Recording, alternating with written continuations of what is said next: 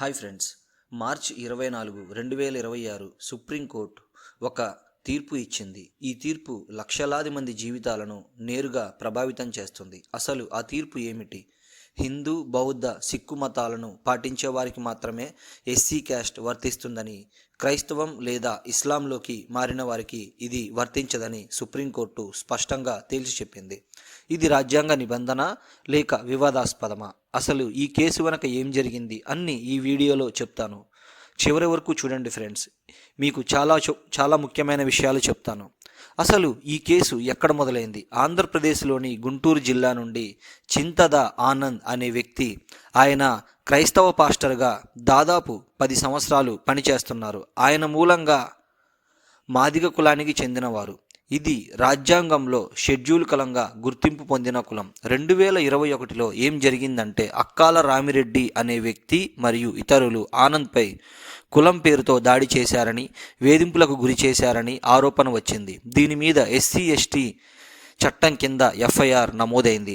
కానీ ఇక్కడ ట్విస్ట్ ఏమిటంటే, రామిరెడ్డి ఆంధ్రప్రదేశ్ హైకోర్టుకు వెళ్ళి ఆనంద్ క్రైస్తవులయ్యారు కాబట్టి ఎస్సీ హోదా కోల్పోయారు, కాబట్టి ఎస్సీ ఎస్టీ చట్టం అప్లై కాదు అని పిటిషన్ వేశారు. హైకోర్టు జస్టిస్ హరినాథ్ 2025 మేలో ఎఫ్ఐఆర్ రద్దు చేశారు. మీరు క్రైస్తవ పాస్టర్గా ఉంటే ఎస్సీ హోదా చట్టపరంగా ఉండదు అని తేల్చారు. ఇందుకు ఆనంద్ సుప్రీంకోర్టుకు వెళ్ళారు.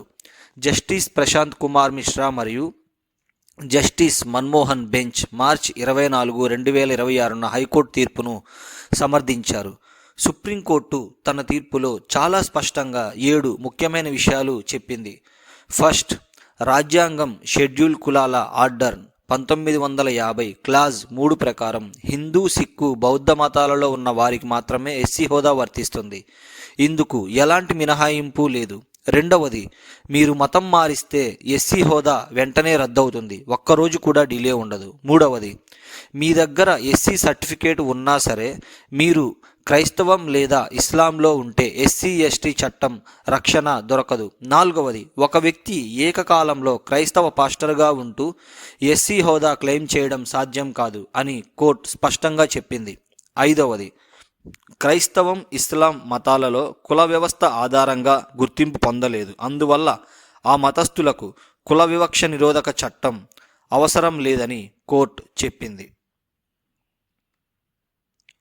ఆరవది, మళ్ళీ అసలు మతంలోకి వచ్చిన ఎస్సీ హోదా తిరిగి పొందాలి అంటే 3 కఠినమైన నిబంధనలు పాటించాలి. అసలు ఎస్సీ కుల సభ్యత నిరూపించాలి, నిజంగా మతం మారారని నిరూపించాలి, మరియు ఆ కులం వారు మిమ్మల్ని తిరిగి స్వీకరించాలి. ఏడవది, అంటే ఇకపై భారతదేశం మొత్తం కోర్టులలో ఈ తీర్పు తప్పనిసరిగా పాటించాలి. అసలు ఈ చట్టం ఏం చెప్తుంది ఫ్రెండ్స్? 1950లో అప్పటి రాష్ట్రపతి రాజేంద్ర ప్రసాద్ సంతకంతో వచ్చిన రాజ్యాంగం షెడ్యూల్ కులాల ఆర్డర్ అసలు ఏం చెప్తుందో ఇప్పుడు చూద్దాం. అందులో క్లాస్ 3 స్పష్టంగా ఇలా చెబుతుంది: హిందూ, సిక్కు లేదా బౌద్ధ మతేతరులు షెడ్యూల్ కులం సభ్యులుగా పరిగణించబడరు.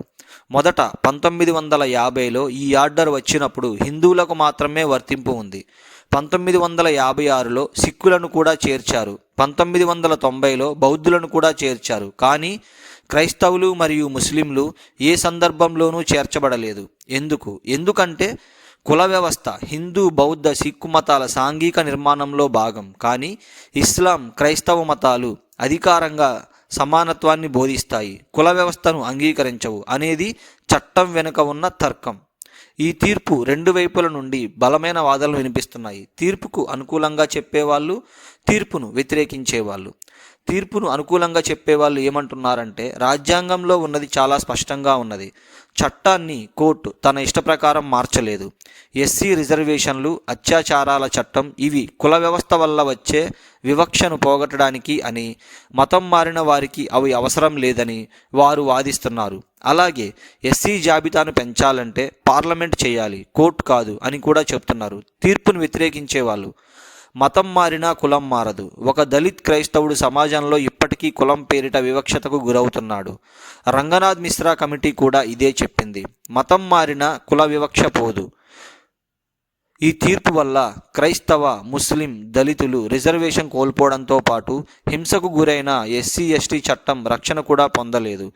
ఈ తీర్పు ప్రభావం చాలా విస్తృతంగా ఉంటుంది. భారతదేశంలో అంచనా ప్రకారం 2 నుంచి 3 కోట్ల మంది క్రైస్తవులు ఉన్నారు. వీరిలో చాలామంది రిజర్వేషన్ సౌకర్యాలు పొందుతున్నారు. ఇప్పుడు వారి హోదాను మళ్ళీ పరిశీలించే అవకాశం ఉంది.